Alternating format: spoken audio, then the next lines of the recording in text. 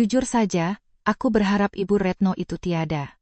Dia hanya mengganggu, dan hidupnya saja sudah memakan biaya. Satu kalimat yang dilontarkan putraku, Budi, itu bergema dingin di koridor malam yang sunyi. Aku nyaris menjatuhkan nampan teh di tanganku, berusaha keras menahannya. Ujung jariku gemetar hebat, dan detak jantungku berdebam begitu kencang di telinga. Dari celah pintu ruang keluarga yang sedikit terbuka, aku bisa mendengar suara putra kesayanganku dan istrinya, Maya. Desisan-desisan kejam mereka adalah belati yang menusuk dan mendorongku menjauh. Selama ini, aku merasa telah mengabdikan seluruh hidupku demi kebaikan mereka. Setelah suamiku meninggal dunia lebih awal, aku seorang diri berjuang membesarkan Budi dan menjaga rumah besar ini. Bahkan setelah pensiun, aku mengambil alih semua pekerjaan rumah tangga untuk mendukung mereka berdua yang sibuk bekerja. Biaya makan, listrik, air, semuanya kubayar dari uang pensiunku. Namun, di mata mereka, apakah aku hanyalah seorang pembantu yang praktis, atau mungkin sampah yang memakan tempat? Saat aku terpaku di koridor yang gelap, hawa dingin yang tak kukenali merayap di punggungku. Aku mendengar suara sesuatu yang retak dan hancur tak dapat diperbaiki di lubuk hatiku. Tetapi saat itu, Budi dan Maya belum menyadarinya. Mereka tidak tahu betapa bodohnya ucapan yang telah mereka lontarkan. Dan bahwa seminggu kemudian, kehidupan damai mereka akan lenyap tanpa jejak. Dalam kegelapan, aku membulatkan tekad dalam diam. Di sana, melampaui kesedihan, bersemayam amarah sedingin es. Akan kuturuti keinginan kalian. Aku tidak mengucapkannya, hanya menggigit bibirku erat-erat. Inilah awal dari pertempuran terakhir dan terbesar antara aku dan keluarga putraku. Udara malam itu terasa jauh lebih dingin dan berat dari biasanya. Dari ruang keluarga, terdengar suara ceria mereka berdua yang sedang merencanakan liburan. Seolah-olah keberadaanku tidak pernah ada di sana sejak awal. Aku membawa kembali teh yang telah kusiapkan ke dapur, lalu kembali ke kamarku tanpa menimbulkan suara sedikit pun. Di dalam laci lemari tua yang tersembunyi, ada sebuah dokumen. Saat aku mengambilnya, tanganku secara ajaib tidak lagi gemetar. Rumah ini atas namaku. Begitu pula tanah di lokasi premium ini, peninggalan almarhum suamiku. Mereka mungkin percaya, tanpa keraguan sedikit pun, bahwa karena aku adalah keluarga, aku akan terus menyediakan tempat ini secara gratis sampai aku mati. Mereka tidak tahu bahwa keyakinan manja itulah yang akan menjerumuskan mereka ke jurang terdalam. Aku duduk di meja dan mulai menulis. Di luar jendela, bulan bersembunyi di balik awan, dan kota diselimuti keheningan yang dalam. Seolah melambangkan ketenangan sebelum badai yang akan datang. Seminggu. Waktu selama itu sudah lebih dari cukup. Aku mulai bersiap untuk meninggalkan rumah ini. Dengan membuang semua rasa iba, aku akan mewujudkan dunia tanpa diriku yang mereka inginkan. Keesokan paginya, aku membuat sarapan seperti biasa dan mengantar mereka berdua berangkat kerja dengan senyum seperti biasa. Bu, makan malam nanti aku mau bistik, ya? Dagingnya beli yang wagyu, jangan yang lokal, pinta Budi dengan santainya, dari mulut yang semalam baru saja melontarkan kata-kata sedingin es. Soalnya Maya lagi capek. Iya, ibu mengerti, jawabku singkat. Aku sama sekali tidak menyangka bahwa itu akan menjadi percakapan sehari-hari terakhir kami di rumah ini. Aku hanya menatap punggung Budi dalam diam. Serangan balikku sudah dimulai. Setelah Budi dan Maya berangkat kerja, keheningan kembali menyelimuti rumah. Rasanya seperti kebohongan bahwa beberapa menit yang lalu tempat ini dipenuhi oleh permintaan egois mereka. Aku menatap piring sisa makanan mereka yang tergeletak di meja makan. Namaku Retno Sari, usiaku 65 tahun. Rumah ini dibangun 10 tahun yang lalu oleh almarhum suamiku, Pramono, yang seorang arsitek. Ia merancang dan membangunnya dengan penuh semangat agar aku, Retno, bisa hidup dengan tenang seumur hidup. Meskipun terletak di pinggiran Jakarta, lokasinya sangat strategis, dapat dijangkau dengan berjalan kaki dari stasiun KRL yang disinggahi kereta ekspres. Di taman, bunga-bunga musiman mekar, dan lantai kayu pilihan Pramono kini memancarkan kilau yang dalam seiring berjalannya waktu. Bagiku, rumah ini adalah kotak harta karun yang penuh dengan kenangan bersama suamiku. 3 tahun lalu, ketika Budi yang bekerja di sebuah perusahaan manufaktur besar mengatakan akan menikah, aku sangat bahagia. Maya, wanita yang ia bawa, tampak seperti putri dari keluarga baik-baik yang santun, dan kesan pertamaku sangat baik. Ibu, pasti berat tinggal sendirian di rumah sebesar ini. Bagaimana kalau kami tinggal bersama ibu? Aku dan Mas Budi sudah berdiskusi dan memutuskan ingin mendampingi ibu. Betapa bodohnya aku karena mempercayai kata-kata itu. Belum genap 6 bulan kami tinggal bersama, sifat asli mereka mulai terungkap. Permintaan pekerjaan rumah tangga yang awalnya malu-malu, perlahan berubah menjadi perintah yang seolah akan wajib kulakukan. Aku mengerti mereka sibuk bekerja. Tapi Maya bahkan tidak mau melipat pakaiannya sendiri, dan ia hanya melihatku dengan wajah datar saat aku membereskan pakaian kotor yang ia tinggalkan berserakan. Bukan hanya itu. Biaya hidup di rumah ini, mulai dari makanan, listrik, air, hingga pajak bumi dan bangunan, PBB. Sebagian besar kubayar dari uang pensiun dan tabungan peninggalan Pramono. Budi selalu berkata, kami harus menabung untuk masa depan, Bu. Ibu kan sudah punya banyak, dan ia tidak pernah memberikan uang untuk kebutuhan rumah tangga. Bu, masakan ini rasanya agak hambar, ya? Di rumah orang tuaku, kami biasa pakai bumbu impor, jadi kurang cocok di lidahku. Bu, besok pagi aku harus berangkat pagi, jadi siapkan sarapan jam 5, ya. Oh, jangan lupa setrika kemejaku juga. Meskipun terluka oleh kata-kata seperti itu, aku selalu meyakinkan diriku sendiri, karena kita keluarga, karena Budi adalah putraku. Aku percaya bahwa hidup rukun dengan keluarga putraku di rumah peninggalan Pramono ini adalah cara terbaik untuk membahagiakan almarhum suamiku. Namun, kata-kata yang kudengar semalam, ibu sebaiknya tiada saja. Hidupnya hanya memakan biaya. Kata-kata itu telah menginjak-injak harga diriku sebagai seorang ibu yang telah mencurahkan kasih sayang selama lebih dari 30 tahun. Makanan yang kusediakan dengan mengorbankan diriku, pakaian yang bersih, rumah yang nyaman bagi mereka semua itu hanyalah layanan gratis, dan aku yang menyediakannya tidak lebih dari sekadar biaya. Aku bangkit dan menuju kamar tidur di lantai 2. Di sana, ada selembar surat pernyataan yang ditulis Budi saat kami mulai tinggal bersama. Kami mengakui bahwa rumah ini adalah milik ibu, dan kami tidak akan lupa bahwa posisi kami di sini adalah menumpang. Saat itu, aku menerimanya sambil tertawa dan berkata, jangan sungkan begitu, tetapi karena Budi bersikeras, aku menyimpannya di laci terdalam. Kalau dipikir-pikir sekarang, mungkin saat itu Budi masih memiliki akal sehat sebagai manusia. Atau mungkin itu hanya perhitungan untuk membuatku tenang dan membiarkannya tinggal di rumah ini. Aku mengambil surat pernyataan itu dan memandang taman dari jendela besar di ruang keluarga. Pohon Tanjung yang ditanam Pramono akan segera mekar dengan bunga putihnya tahun ini. Mas Pramono, maafkan aku. Sepertinya aku sudah mencapai batasku. Air mata tidak keluar. Aku hanya merasakan sisa-sisa perasaan keibuan di hatiku membeku menjadi es yang dingin. Mereka menyebutku biaya. Kalau begitu, biarkan aku mengurangi biaya itu untuk mereka. Jika aku menghilang dari rumah ini, sesuai keinginan mereka, biaya hidup dan biaya medis untukku akan lenyap sama sekali. Namun, ada satu hal yang mereka lupakan. Rumah ini, tanah ini, dan kehidupan nyaman yang mereka nikmati seolah-akan hak mereka semuanya berdiri di atas aset milikku. Aku mengambil ponselku dan menghubungi sebuah nomor. Itu adalah kontak Pak Surya, seorang agen properti lokal yang sudah sejak lama gigih memintaku untuk menjual tanah ini. Ada rencana pembangunan kembali di area ini, dan properti di sudut jalan yang luas seperti rumahku adalah properti yang sangat mereka inginkan. Halo, Pak Surya, ini saya, Ibu Retno. Ya, mengenai pembicaraan kita sebelumnya. Betul. Saya ingin melanjutkan proses penjualan.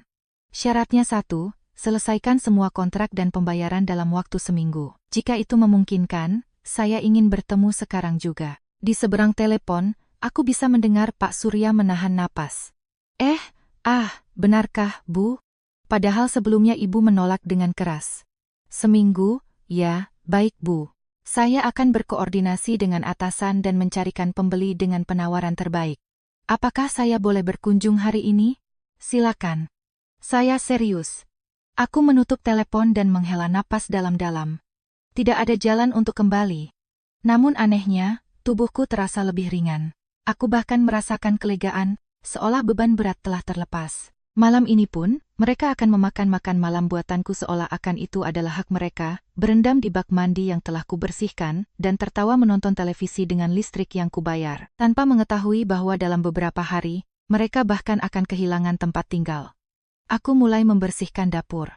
Ini akan menjadi pembersihan besar terakhirku untuk memoles rumah ini. Tanpa diganggu siapapun, aku diam-diam dan mantap melanjutkan persiapan untuk menghilang. Sore harinya, bel berbunyi. Yang datang adalah Pak Surya yang mengenakan setelan jas dan seorang pria paruh baya berkacamata. Ibu Retno.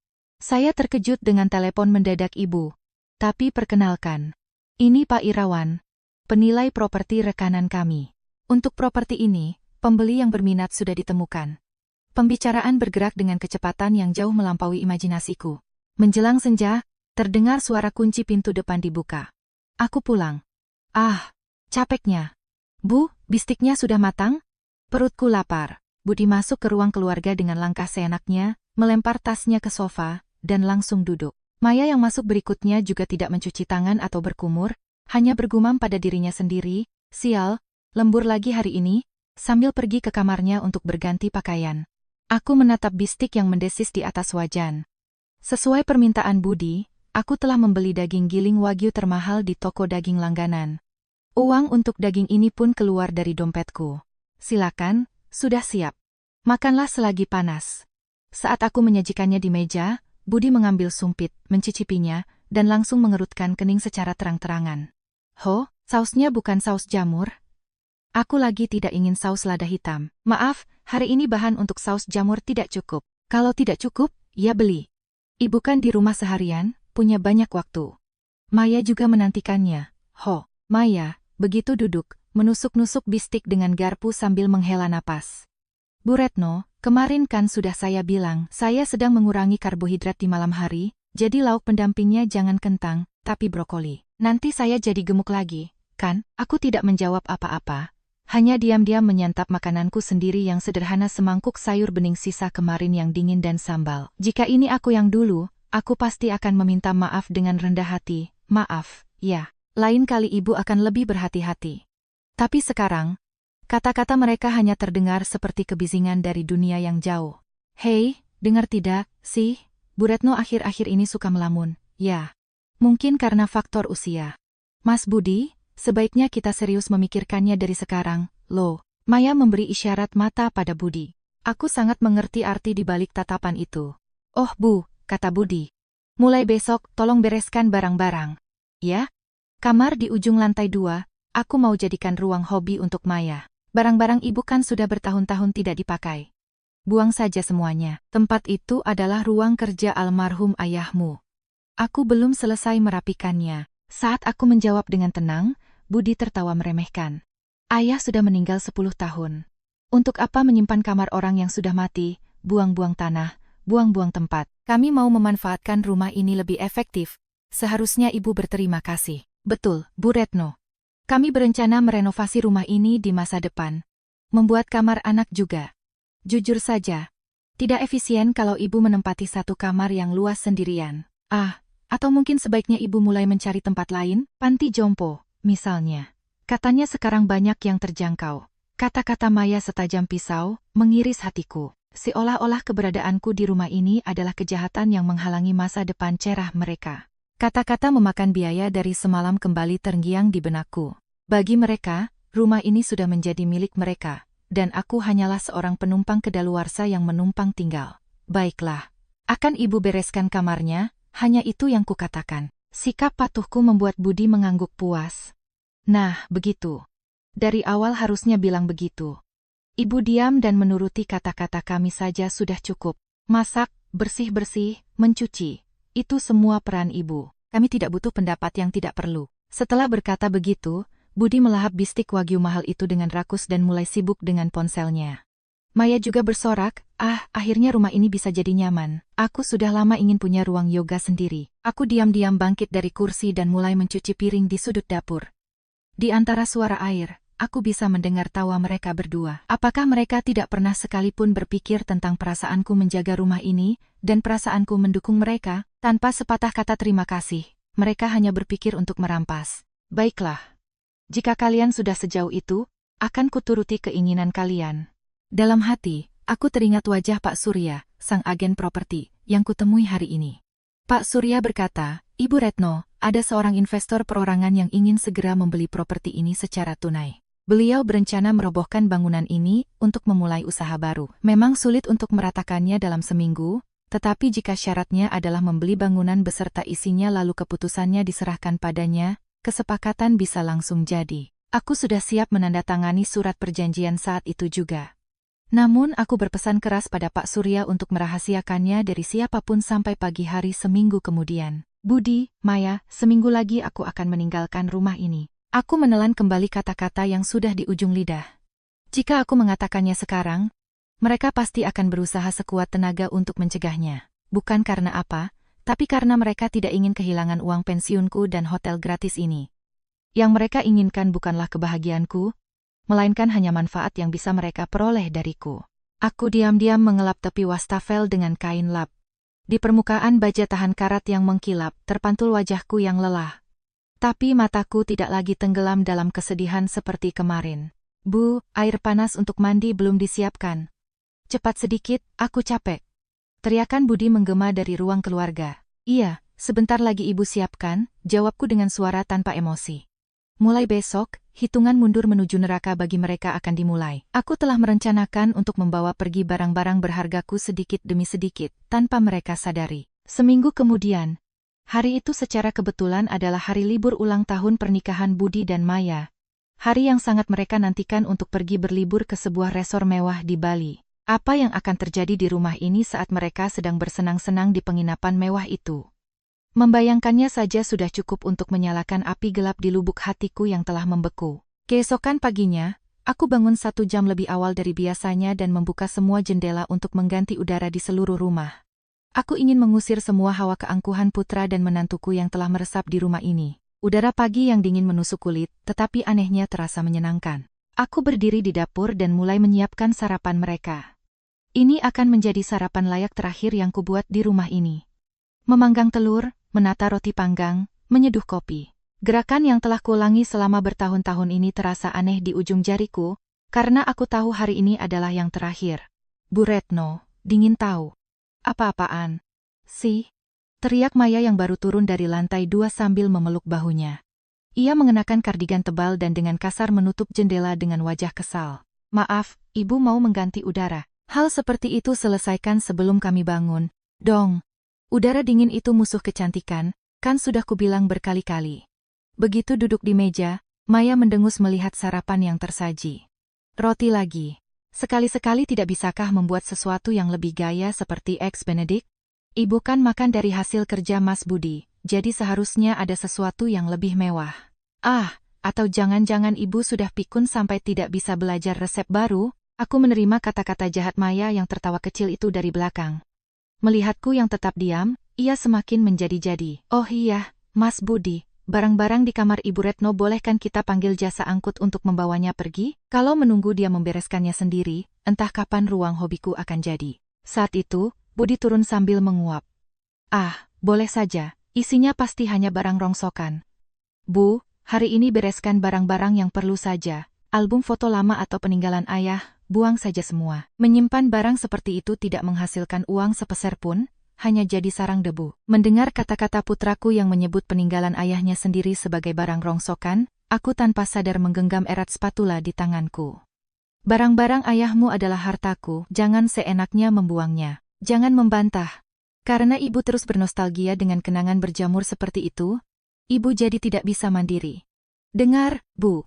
Rumah ini sudah menjadi rumah kami, kalau mau berterima kasih karena sudah diizinkan tinggal, ringankan sedikit bebanmu. Orang yang umurnya tidak lama lagi jangan terus-terusan memakan tempat, tidak enak dilihat. Kata-kata Budi bukan lagi kata-kata yang pantas diucapkan seorang anak kepada ibunya. Ia bahkan tidak melihatku sebagai sesama manusia. Ia hanya berpikir untuk menyingkirkanku sebagai biaya tak berguna yang menghalangi tempat. Baiklah. Barang-barang yang perlu akan ibu bereskan sendiri, jawabku dengan suara lirih. Nah, begitu. Dari awal harusnya bilang begitu. Kepatuhan adalah satu-satunya kelebihan ibu. Budi dengan puas melahap roti panggangnya dan mulai mengoperasikan ponselnya. Tiba-tiba, Maya berkata seolah akan baru teringat.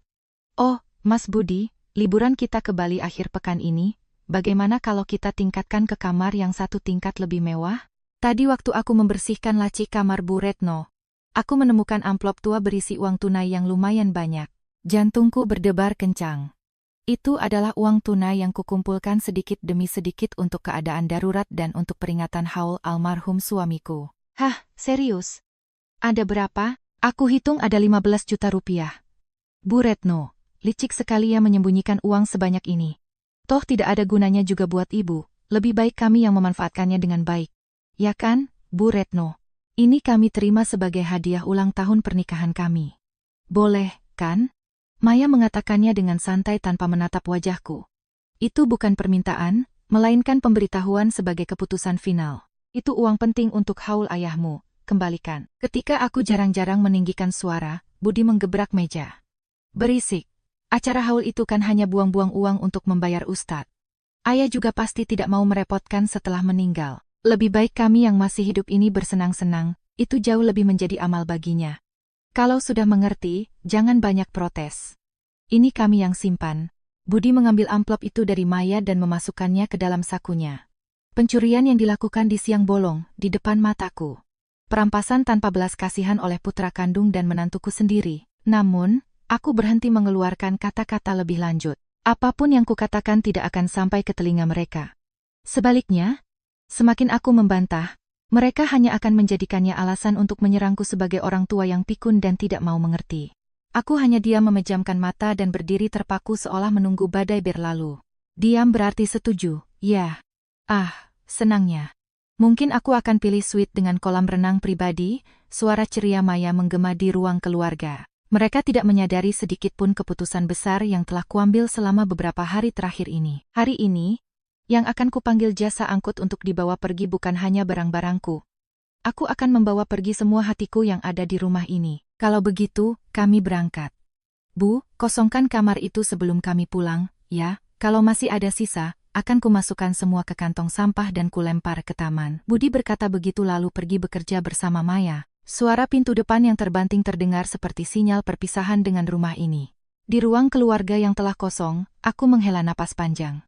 Setetes air mata mengalir di pipiku, tapi itu bukan air mata kesedihan. Itu adalah bukti bahwa hatiku telah benar-benar mendingin karena kekejaman mereka.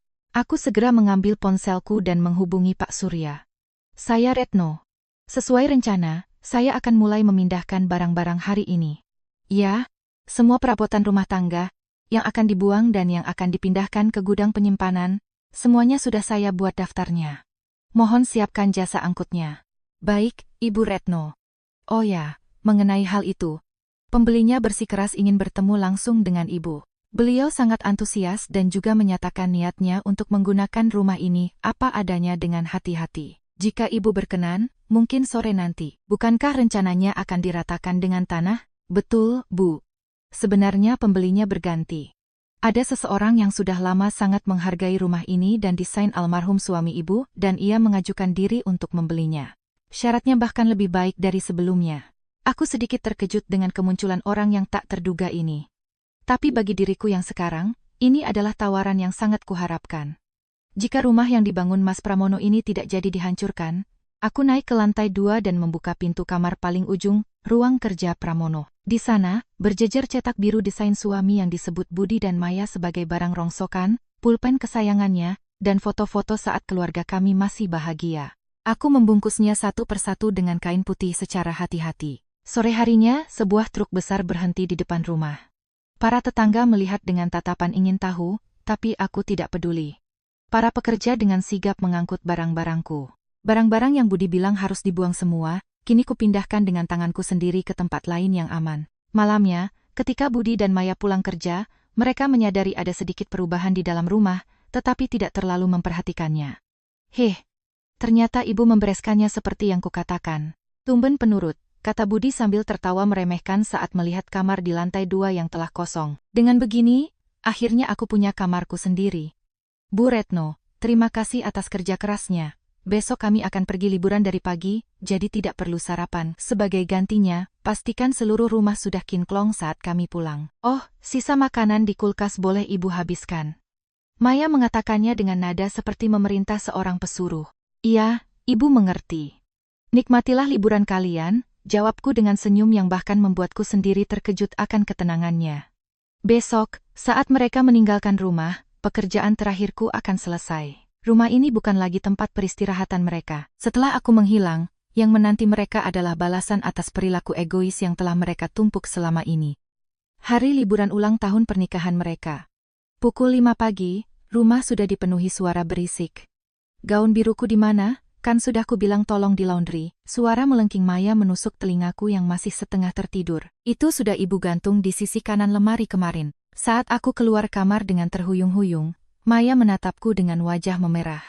Aku bilang di sisi kanan, tapi karena tidak ada makanya aku tanya. Orang tua ini memang, bicaranya selalu seenaknya sendiri. Mas Budi, tolong katakan sesuatu pada Ibu. Liburan yang sudah ditunggu-tunggu jadi rusak dari pagi. Budi pun keluar dari kamar dengan rambut acak-acakan dan menatapku dengan pandangan merendahkan. Bu, jangan bikin Maya kesal dari pagi.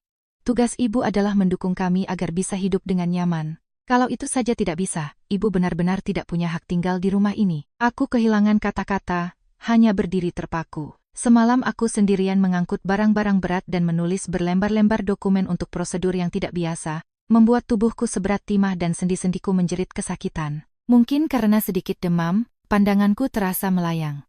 Tapi kata-kata perhatian untuk kondisi tubuhku seperti itu tidak pernah sekalipun kudengar dari mereka berdua. Maaf, akan ibu carikan sekarang. Dengan langkah goyah, aku menuju lemari Maya. Seperti yang kukatakan, gaun itu tergantung di tempat yang paling mencolok. Maya hanya tidak melihatnya karena kecerobohannya sendiri. Ini dia. Yang ini, kan? Terhadapku yang menyodorkannya, Maya bukannya berterima kasih, malah merebutnya. Jangan digantung di tempat yang membingungkan. Dong. Sengaja mau meledek, ya? Jahat sekali. Selama sarapan pun, caci maki mereka tidak berhenti. Mas Budi, uang pensiun ibu bulan ini sudah masuk, kan? Kalau di tempat liburan nanti aku menemukan tas bagus, aku mau beli, jadi pinjam dulu, ya, kata Maya dengan wajah tanpa dosa. Boleh. Bu, pinjamkan kartu yang ada di laci itu. Toh ibu tidak pernah pergi belanja, kan? Hanya diam di rumah, jadi pasti tidak butuh uang. Itu untuk biaya hidup dan biaya perbaikan rumah. Perbaikan bisa nanti-nanti. Sekarang hidup kami yang lebih penting. Jangan banyak protes. Cepat ambilkan. Budi menepis tanganku dan seenaknya mengambil kartu kredit dari dompetku. Itu adalah kartu yang terhubung dengan rekening yang sedikit demi sedikit kutabung untuk biaya pengobatan jika aku sakit di masa depan, dan untuk dana merapikan barang-barang kenangan bersama Pramono. Bagi mereka, semua milikku seolah-akan harta bersama mereka. Aku menatap pemandangan itu dengan mata dingin, seolah akan itu bukan urusanku. Oke. Semua siap. Kami akan menikmati kemewahan selama seminggu. Ibu tunggu saja sambil membersihkan rumah tua ini. Budi membawa koper berat ke pintu depan dan memerintahku. Woi, bawa ini ke mobil, pinggangku sakit. Aku juga hari ini kurang enak badan. Jangan manja. Setiap hari hanya bermalas-malasan di rumah, apa-apaan bilang kurang enak badan. Cepat, nanti terlambat. Dengan tangan gemetar, aku membawa 2 koper berat mereka keluar pintu depan. Udara pagi awal musim kemarau terasa dingin di tubuhku yang panas. Setelah memasukkan barang bawaan ke mobil, mereka berdua duduk dengan angkuh di kursi belakang. Dah, Bu Retno. Kalau pas kami pulang rumahnya kotor, kami benar-benar akan mengusir ibu, ya. Siap-siap saja. Maya menurunkan kaca jendela dan tersenyum penuh kemenangan. Oh Bu, sekali lagi aku ingatkan, Budi tersenyum menyeringai. Ibu bisa tinggal di rumah ini karena kami yang mengizinkan. Jangan lupa itu, kalau kami bilang tidak butuh lagi, ibu tidak punya tempat lain untuk pergi. Yah, nikmati saja kebebasan selama seminggu tanpaku.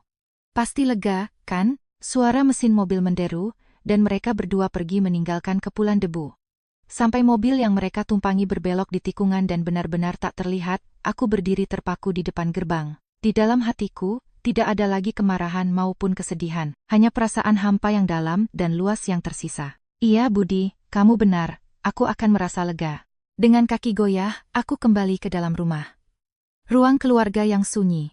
Suara-suara yang beberapa menit lalu begitu riuh menghinaku, kini lenyap seolah kebohongan. Aku menatap cangkir kopi sisa minum mereka yang tergeletak di meja makan. Biasanya aku akan segera membereskannya, tapi kali ini kubiarkan begitu saja. Aku mengambil telepon dan melakukan panggilan terakhir ke Pak Surya, sang agen properti. Ya, mereka berdua sudah berangkat. Baik, saya serahkan pada Anda. Setelah menutup telepon, aku kembali ke kamar tidurku. Di sana, hanya tersisa 1 tas jinjing kecil. Isinya pakaian ganti untuk beberapa hari, papan nama almarhum Pramono, dan sepucuk surat. Tidak ada lagi yang kubutuhkan. Perabotan dan peralatan elektronik mahal di rumah ini kutinggalkan sebagai pesangon untuk mereka berdua.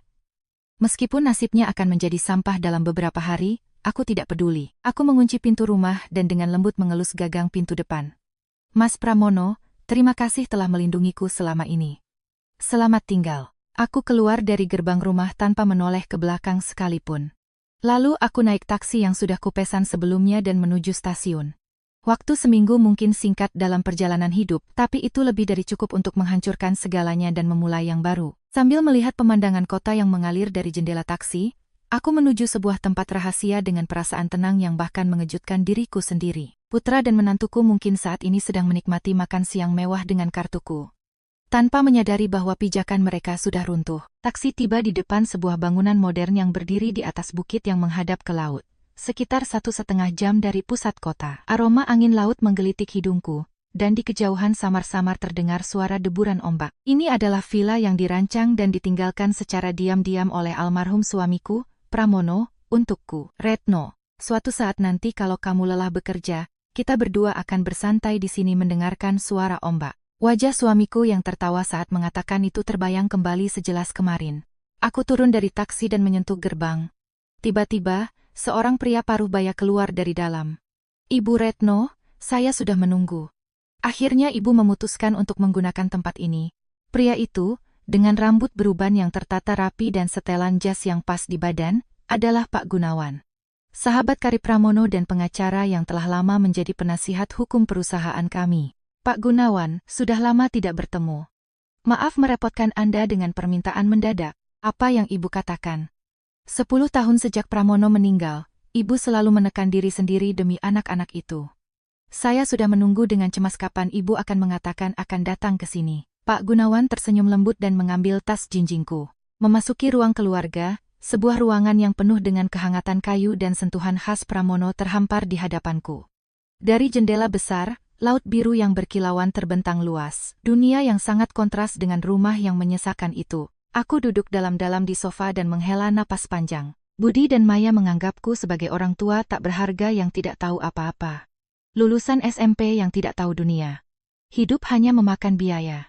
Mereka mengatakan hal-hal seenaknya. Tapi mereka tidak tahu satu hal pun tentang diriku yang sebenarnya. Sebenarnya, aku adalah mantan direktur utama yang bersama Pramono mendirikan kantor arsitektur dan mendukung seluruh manajemennya. Pramono adalah seorang jenius yang tenggelam dalam desain, tetapi sangat lemah dalam hal angka dan hukum. Negosiasi eksternal, pengelolaan dana, pembuatan kontrak kesuksesan kantor kami menjadi salah satu yang terkemuka di industri ini adalah berkat manajemen ketatku. Pramono selalu menyebutku sebagai partner terbaik dan berterima kasih padaku. Ketika Budi lahir, aku mundur dari garis depan dan bersikap padanya hanya sebagai seorang ibu rumah tangga biasa.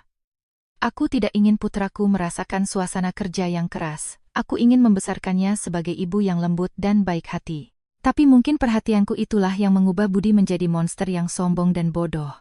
Ia menghinaku sebagai parasit yang bergantung pada penghasilan mereka, padahal kenyataannya adalah sebaliknya. Para direktur di perusahaan manufaktur besar tempatnya bekerja sekarang adalah mantan klien Pramono. Dan rumah tempat mereka tinggal itu juga dipelihara dengan aset pribadiku. Ibu Retno, persiapannya sudah selesai. Prosedur penjualan rumah itu, dan tindakan hukum terhadap Budi dan istrinya, semuanya sudah saya tangani. Pak Gunawan meletakkan setumpuk dokumen tebal di atas meja. Mereka meremehkan ibu, mengira ibu akan diam dan menahan selamanya. Tapi itu adalah kesalahan besar. Aku membaca dokumen-dokumen itu. Di sana, terdapat rincian uang yang ditarik Budi dan Maya secara diam-diam dari rekeningku selama 3 tahun terakhir. Catatan kata-kata kasar yang mereka lontarkan padaku, dan surat pernyataan dari para tetangga yang bersaksi tentang perlakuan buruk mereka terhadapku. Sebenarnya, sambil menahan penderitaan, aku telah mencatat semuanya. Untuk hari ketika mereka akan mengetahui arti sebenarnya dari biaya bernama diriku. Pak Gunawan, saya sudah berhenti menjadi seorang ibu. Aku mengatakannya dengan suara pelan namun jelas. Saya ingin memberikan dunia tanpa diriku yang mereka inginkan, dalam bentuk yang sempurna. Dengan memutus semua bantuan, agar mereka merasakan dengan seluruh jiwa raga betapa beratnya berdiri di atas kaki sendiri. Ibu Retno, sepertinya tekad Anda sudah bulat. Pak Gunawan mengangguk puas. Saat itu, ponselku bergetar hebat. Di layar, tertera panggilan masuk dari Budi. Aku mengabaikannya dan hendak mematikan ponsel. Namun, notifikasi pesan yang masuk berikutnya menarik perhatianku. Woi, jangan bercanda. Kartunya diblokir. Aku dipermalukan saat check-out hotel. Cepat aktifkan lagi sekarang. Dan tadi ada telepon dari polisi. Kamu lapor kalau kami mencuri uangmu. Hah? Aku tanpa sadar tersenyum dingin. Yang kublokir adalah kartuku sendiri. Dan yang melapor bukan aku, Perusahaan properti yang menemukan berangkas tersembunyi dibobol saat hendak mempersiapkan serah terima rumah, lalu melaporkannya ke polisi. Tentu saja, yang membobol berangkas itu adalah Budi dan Maya, yang mencuri uang haulku sebelum liburan. Rasakan sendiri akibatnya. Aku mematikan ponselku, layarnya menjadi gelap gulita. Selama seminggu ke depan, betapa mereka akan marah, cemas, dan putus asa. Itu semua, dibandingkan dengan penghinaan yang telah kuterima, hanyalah balasan yang terlalu kecil. Pak Gunawan meletakkan secangkir teh hangat di hadapanku. Ibu Retno, malam ini istirahatlah dengan tenang. Mulai besok akan lebih sibuk lagi. Orang tak terduga yang membeli rumah itu juga tidak sabar ingin bertemu dengan ibu. Benar juga. Anak-anak itu pasti tidak akan pernah menyangka bahwa dialah pembelinya. Aku menikmati waktu minum teh yang tenang sambil menatap laut. Sementara itu, di lobi penginapan mewah di tempat liburan mereka, Budi dan Maya berteriak dengan wajah memerah. Apa maksudmu kartu ini tidak bisa digunakan? Tidak mungkin, ini kartu ibuku. Mohon maaf, Bapak. Kartu ini telah dilaporkan hilang dicuri. Dan pihak kepolisian sedang dalam perjalanan kemari. Tatapan dingin staf hotel, semuhan dari tamu-tamu lain. Topeng palsu sebagai pasangan elit yang telah mereka bangun selama bertahun-tahun, kini retak dan hancur berantakan. Namun, ini barulah permulaan. Guncangan terbesar menanti mereka seminggu kemudian, saat rumah yang seharusnya menjadi tempat mereka pulang telah lenyap. Lobi penginapan yang seharusnya mewah berubah menjadi ajang keributan. Sudah cukup. Tidak mungkin aku mencuri uang orang tuaku sendiri. Ini diberikan oleh ibuku. Teriakan Budi menggema sia-sia di langit-langit lobi yang tinggi. Namun, ekspresi dua polisi yang mendekat tetap sedingin es. Bapak Budi Hartono, harap tenang. Baru saja kami menerima laporan resmi dari perusahaan properti yang mengelola rumah Anda, bahwa berangkas di ruang kerja telah dibobol dan isinya hilang. Yang melapor bukan ibu Anda, melainkan perusahaan yang mewakili proses penjualan. Penjualan? Apa maksudmu? Ibuku tidak mungkin menjual rumah itu seenaknya. Kami akan mendengarkan penjelasan Anda secara mendetail di kantor polisi. Mohon kerjasamanya, jangan membuat keributan di sini. Para tamu lain yang menonton mulai berbisik dan menunjuk sambil tertawa. Lihat itu, gayanya sombong sekali, ternyata pencuri. Membobol berangkas ibunya sendiri, keterlaluan. Maya menutupi wajahnya dan mendekati Budi dengan suara gemetar. Mas Budi, apa-apaan ini? Aku tidak tahu menahu soal polisi. Bagaimana kalau karirku tercemar? Ini semua salah Ibu Retno, nenek tua sialan itu, di saat terakhir malah menjebak kita. Tepat sebelum dimasukkan ke dalam mobil polisi, ponsel Budi berdering. Di layar tertera nama atasannya langsung di perusahaan manufaktur besar tempatnya bekerja, Pak Direktur Santoso. Halo, Pak. Maaf, saya sedang ada urusan. Budi, kamu di mana sekarang? Polisi datang ke kantor. Ada surat pemberitahuan dari pengacara atas tuduhan perampasan aset secara tidak sah terhadap ibu kandungmu. Apa maksudnya ini? Tidak, Pak. Itu hanya kesalahpahaman keluarga. Kesalahpahaman katamu. Ini sudah menjadi masalah di rapat direksi karena telah mencoreng nama baik perusahaan. Mulai besok, kamu diskors. Selain itu, ada laporan mengenai aliran dana yang tidak transparan dalam anggaran proyek yang kamu tangani. Segera kembali dan berikan penjelasan. Telepon ditutup secara sepihak. Wajah Budi pucat pasi. Tangannya terkulai lemas seolah tak kuat menahan berat ponsel. Anggaran proyek. Itu adalah uang gelap yang diam-diam ia alihkan untuk membeli barang-barang bermerek Maya dan untuk kesenangan mereka. Selama ini, aku yang selalu membereskan kekacauannya di belakang atau meminta pengertian dari para kolega Pramono, tetapi begitu aku menarik tanganku, semua itu tidak bisa lagi disembunyikan. Sementara itu, di villa tepi laut, aku bersama Pak Gunawan menyambut seorang pria. Ibu Retno, sudah lama tidak bertemu. Akhirnya kita bisa bertemu lagi. Pria yang menundukkan kepalanya adalah Dimas. Seorang pria berusia pertengahan 40-an yang berpenampilan rapi. Ia adalah arsitek yang sangat berbakat dan pernah menjadi murid nomor 1 di kantor almarhum suamiku. Beberapa tahun lalu, ia mengundurkan diri dan meninggalkan kantor. Dimas, kamu sudah menjadi orang hebat, ya. Kudengar sekarang kamu punya kantor sendiri dan sangat sukses. Semua ini berkat dasar-dasar yang diajarkan oleh ibu dan almarhum Pak Pramono. Ngomong-ngomong, mengenai hal itu, apakah ibu benar-benar akan menyerahkannya padaku? Rumah itu bagiku adalah tempat yang sakral. Tentu. Daripada tempat itu dinodai oleh Budi dan istrinya, aku lebih suka kamu yang tinggal di sana, mewarisi semangat Pramono. Jadikan rumah itu sebagai basis untuk menyebarkan bentuk arsitektur baru. Dimas adalah orang yang paling dicemburui dan dimusuhi oleh Budi. Budi, yang tidak mau mengakui ketidakmampuannya sendiri, menuduh Dimas, dia hanya menjilat ayah untuk mencuri ilmunya dan menggunakan cara-cara licik untuk mengusirnya. Kini, Dimaslah yang akan menjadi pemilik baru rumah tempat mereka tinggal. Tidak sulit membayangkan betapa hal itu akan menghancurkan harga diri Budi. Ibu Retno, dengan ini semua aktor sudah berkumpul, kata Pak Gunawan sambil tersenyum licik seraya memasukkan dokumen ke dalam tasnya. Pasangan itu sekarang sedang diinterogasi secara sukarela oleh polisi. Semua kartu kredit diblokir. Perusahaan menyelidiki dugaan penggelapan. Mereka tidak punya tempat untuk lari lagi. Dan seminggu lagi, saat mereka kembali ke tempat yang mereka kira adalah istana mereka. Ya, tempat mereka sudah tidak ada lagi di sana, kataku sambil menatap senja yang terhampar di luar jendela. Langit diwarnai merah menyala, dan suara ombak memenuhi ruangan dengan nyaman. Di hari-hari terakhirku di rumah itu, aku telah memberi mereka banyak kesempatan. Kembalikan uang untuk haul ayahmu. Jangan membereskan kamar itu seenaknya. Setiap kali, mereka menertawakan dan menginjak-injakku. Rasa iba sebagai seorang ibu telah lenyap sepenuhnya bersama asap knalpot mobil yang membawa mereka ke resor mewah itu. Masakan Ibu Retno tidak cocok untukku. Di rumahku, kami pakai bahan yang lebih mahal. Suara sinis Maya kembali terngiang di telingaku. Seminggu lagi, tempat ia kembali adalah kenyataan di mana ia akan terlunta-lunta di jalan, bahkan tidak bisa memakan masakanku yang ia cemuh. Aku sudah menyelidiki bahwa keluarga yang ia banggakan itu sebenarnya terlilit utang besar dan diambang kebangkrutan. Maya bisa terus berakting sebagai putri orang kaya hanya karena ia memangsa asetku. Ibu Retno, besok pagi, proses balik nama rumah itu dan serah terima kepada Pak Dimas akan selesai sepenuhnya, lapor Pak Surya. Baik Pak Surya. Tolong laksanakan. Dan mengenai barang-barang pribadi mereka yang tertinggal di rumah, tolong kirimkan semuanya ke alamat orang tua Maya dengan ongkos kirim ditanggung penerima. Jangan ada yang tertinggal satupun. Aku duduk kembali dengan anggun di kursi dan mulai membuat rencana untuk kehidupan baruku.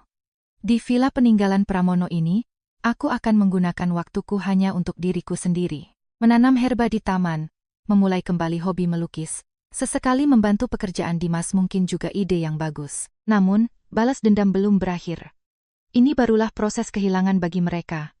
Keputusasaan yang sesungguhnya akan datang saat mereka dihadapkan pada kenyataan bahwa mereka bukanlah siapa-siapa. Waktu seminggu berlalu dengan sangat kejam. Setelah dibebaskan oleh polisi, Budi dan Maya, dalam kondisi nyaris tanpa uang, entah bagaimana berhasil menyewa mobil dan tiba di Jakarta. Sialan. Apa-apaan ini? Perusahaan polisi, semuanya pasti ulah nenek tua itu. Kalau aku pulang, tidak akan kumaafkan. Akan kuseret dia untuk bersujud. Budi membanting setir dan berteriak seperti orang gila. Betul.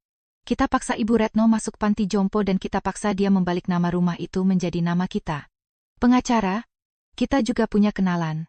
Maya dengan rambut acak-acakan juga menjerit histeris. Mereka masih belum memahami sedikitpun kenyataan bahwa rumah yang seharusnya menjadi tempat mereka pulang telah berpindah tangan. Ketika mereka berbelok di sudut jalan perumahan dan melihat atap rumah yang mereka kenal, pemandangan yang tak dapat dipercaya terpampang di depan mata mereka. Di depan rumah, ada papan besar bertuliskan telah terjual. Dan yang sibuk memberikan instruksi di depan gerbang adalah pria yang paling dibenci Budi. Di perumahan yang remang-remang oleh senja, terdengar suara desitan ban yang memekakan telinga. Budi dan Maya, yang terguling keluar dari mobil sewaan, membeku dengan mulut ternganga, seolah tak percaya dengan pemandangan di depan mereka. Apa ini? Apa-apaan ini? Jari Budi yang gemetar menunjuk pada sebuah papan besar yang terpasang di gerbang. Properti ini telah terjual. Dan di baliknya, beberapa pekerja sedang memangkas pohon di taman dan memeriksa dinding luar rumah. Di pusat kegiatan itu, yang memberikan instruksi adalah Dimas, pria yang pernah Budi sebut pencuri dan usir. Dimas, kenapa kamu di sini? Ini rumahku. Seenaknya masuk dan apa yang kamu lakukan? Teriak Budi seperti orang gila sambil mendekat seolah hendak mendobrak gerbang. Dimas menghentikan pekerjaannya dan perlahan menoleh. Di wajahnya, tidak ada sedikitpun ekspresi hinaan seperti saat ia ditindas oleh Budi dulu. Yang ada hanyalah ketenangan dan wibawa seorang profesional yang mandiri. Mas Budi, lama tidak bertemu. Rumah Anda? Apa yang Anda katakan? Rumah ini baru saja secara resmi menjadi milik saya. Akta jual belinya juga sudah selesai. Bohong. Ibuku tidak mungkin melakukan hal itu. Dia sudah pikun. Kontrak yang dibuat oleh orang tua pikun tidak sah. Maya juga ikut menimpali dengan wajah memerah. Betul. Kamu arsitek pencuri. Kamu pasti menipu Bu Retno dan memaksanya menandatangani, kan? Akan kupanggil polisi. Cepat keluar dari sini. Saat mereka berdua berteriak-teriak, sebuah sedan mewah berhenti dengan tenang di depan rumah. Dari kursi belakang, turunlah diriku, dengan punggung tegap dan aura yang jauh lebih berwibawa dibandingkan seminggu yang lalu. Aku telah menanggalkan celemek murahan dan mengenakan setelan berkualitas yang diberikan Pramono sebagai hadiah ulang tahunku yang ke-50. Melihat penampilanku, mereka berdua terdiam sejenak. Ibu, gumam Budi dengan tatapan kosong. Ibu, apa maksudnya ini? Jangan bercanda. Cepat kembalikan kuncinya. Maya hendak menerkamku, tetapi Pak Gunawan yang turun dari kursi pengemudi menahannya dengan tajam. Mohon hentikan tindakan tidak pantas ini. Saya Gunawan, pengacara yang mewakili Ibu Retnosari. Pak Gunawan, dengan lencana advokat yang berkilau di dadanya, berkata dengan suara dingin. Bapak Budi, Ibu Maya, kata-kata orang tua pikun yang Anda gunakan adalah penghinaan yang tidak dapat dimaafkan baik secara hukum maupun etika. Ibu Retno memiliki kemampuan mengambil keputusan yang sangat normal, dan atas dasar itu, beliau memutuskan untuk menjual rumah ini. Dengan pembayaran yang sah dan melalui prosedur yang sah, saat ini Pak Dimas adalah pemilik tanah dan bangunan ini. Anda sekalian tidak memiliki hak sepeser pun untuk berada di sini. Pengacara? Apa-apaan itu? Berlebihan. Bu, sudah cukup. Setelah membuat kami seperti ini, Ibu tahu apa akibatnya nanti. Cepat batalkan kontraknya sekarang. Kalau begitu, kali ini saja akan kumaafkan. Budi sepertinya masih percaya bahwa ia berada di posisi yang lebih unggul. Memaafkan. Budi, apa yang baru saja kamu katakan? Aku melangkah maju dan menatap lurus ke mata putraku. Ia mundur selangkah, tak tahan dengan tatapan dingin di mataku. Ibu, ada apa dengan tatapan itu? Kalian berkata padaku. Ibu sebaiknya tiada saja. Hidupnya hanya memakan biaya. Jadi, aku mengabulkan keinginan kalian. Aku, sang biaya, telah menghilang, dan rumah yang memakan biaya ini juga telah kulepaskan. Dengan begini, kalian terbebas dari beban uang pensiun dan tenagaku. Bukankah ini hal yang membahagiakan? Itu kan hanya kiasan. Kiasan katamu. Setelah mencuri tabungan berhargaku, menyebut peninggalan almarhum suamiku sebagai sampah, dan terus-menerus menghinaku setiap hari. Tidak, kamu mengatakannya dengan keyakinan penuh. Karena kamu menganggapku sebagai alat tak bernyawa yang tidak punya kehendak. Maya menyela dengan suara gemetar. Lalu bagaimana dengan barang-barang kami? Besok kami harus tinggal di mana? Barang-barang kalian sudah kukirim ke rumah orang tua Maya dengan ongkos kirim ditanggung penerima. Seharusnya besok sampai. Mengenai tempat tinggal, kalian bisa menyewa di mana saja dengan penghasilan kalian, kan? Kalian kan pasangan elit. Pasti mudah. Mendengar kata-kataku, wajah Maya pucat pasi. Ke rumah orang tuaku, tidak mungkin, di sana sekarang. Aku tidak membiarkan Maya menyelesaikan kalimatnya. Aku tahu betul bahwa keluarganya terlilit utang dan mengandalkan kiriman uang darinya. Dan kiriman uang itu pun, jika ditelusuri, berasal dari tabunganku. Cepatlah pergi, jangan mengganggu pekerjaan Pak Dimas. Jika kalian masih di sini, akan kami laporkan sebagai penyusup. Pak Gunawan mengeluarkan ponselnya. Tunggu, Bu, kumohon, aku terancam dipecat dari perusahaan. Kalau rumah ini juga hilang, aku benar-benar akan terlunta-lunta di jalan. Budi berlutut di tanah dan berusaha memegang sepatuku dengan ekspresi putus asa. Dipecat? Aneh sekali. Orang sehebat kamu tidak mungkin mengalami hal itu. Aku menepisnya dengan dingin. Pekerjaan yang selama ini kamu dapatkan dengan memanfaatkan koneksiku. Dan proses akuntansi yang tidak transparan. Semuanya sudah kulaporkan ke pihak perusahaan. Oh ya, seharusnya akan ada panggilan dari polisi juga. Jadi jelaskan baik-baik mengenai uang di brankas itu. Ya, suara seperti jiwa yang tercerabut keluar dari mulut Budi. Di tengah senja, cahaya yang terpancar dari jendela rumah terasa sangat hangat bagiku. Tapi di dalam kehangatan itu, tidak ada lagi tempat bagi mereka. Ibu Retno, serahkan sisanya pada saya. Semua yang tidak pantas akan saya bersihkan dari tanah ini, kata Dimas sambil membungkuk dalam-dalam. Di tangannya, tergenggam meteran gulung tua yang pernah menjadi kesayangan Pramono. Terima kasih, Dimas. Pramono pasti juga senang. Aku kembali masuk ke dalam mobil. Sosok mereka berdua yang terlihat dari kaca spion tampak begitu kecil dan menyedihkan. Maya yang menangis histeris dan Budi yang memukul-mukul tanah. Itulah balasan pertama atas kejahatan yang telah mereka timpakan padaku. Tapi neraka yang sesungguhnya baru akan dimulai. Rahasia seputar kematian Pramono yang selama ini Budi sembunyikan rapat-rapat. Ia belum menyadari bahwa aku mengetahuinya. Woi, Budi. Apa maksudnya ini? Jelaskan. Di jalan yang semakin gelap, suara melengking Maya menggema. Lampu belakang sedan mewah yang melaju dengan anggun tampak seperti cahaya dari dunia lain. Di mobil itu, ada ibuku, Retno, yang baru seminggu lalu mereka anggap sebagai sumber uang jajan mereka. Disuruh jelaskan juga aku tidak tahu. Aku tidak tahu kalau ibu menyewa pengacara seperti itu. Bukan itu. Maksudku perkataan si Dimas tadi. Apa yang kamu lakukan di perusahaan? Akuntansi tidak transparan itu apa? Penampilan Maya tidak lagi menyisakan sedikit pun citra putri dari keluarga baik-baik. Riasannya luntur, dan ia histeris mencengkeram kerah baju Budi. Itu. Untuk barang-barang bermerekmu, biaya liburan. Karena butuh banyak, jadi aku mengamankan sedikit. Toh aku masuk perusahaan itu karena koneksi ibu. Kupikir sedikit kelonggaran tidak masalah. Bodoh, jangan salahkan aku.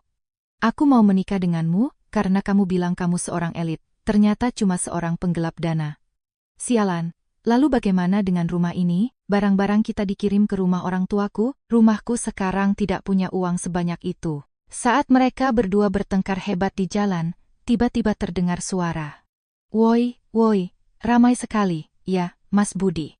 Suara rendah dan serak terdengar dari belakang.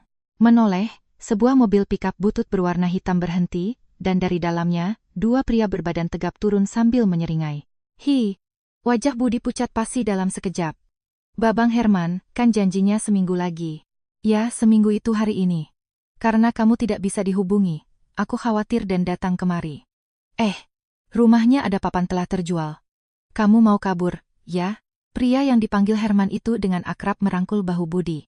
Di ujung jarinya, terlihat tato yang mengintimidasi. Utang, Mas Budi, apa ini? Maksudnya apa? Jerit Maya. Utang. Ya, aku sedikit rugi di saham. Dan untuk menutupi. Bukan sedikit.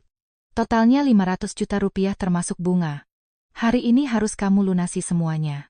Kalau rumahnya sudah dijual, pasti ada uangnya, kan? Herman menunjuk papan itu dan tertawa. Tidak ada.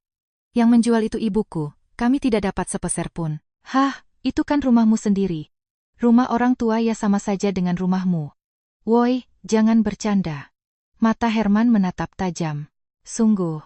Perkayalah. Aku baru saja diusir oleh ibuku. Itu bukan urusan kami. Kalau tidak bisa bayar, ya terpaksa istrimu yang kerja. Wajahnya cantik, nanti kucarikan tempat yang bagus. Lepaskan aku. Maya berusaha melarikan diri, tetapi lengannya dicengkeram erat oleh pria satunya lagi. Mas Budi, tolong, lakukan sesuatu. Tunggu, ibu, kalau aku hubungi ibu, pasti dia akan melakukan sesuatu.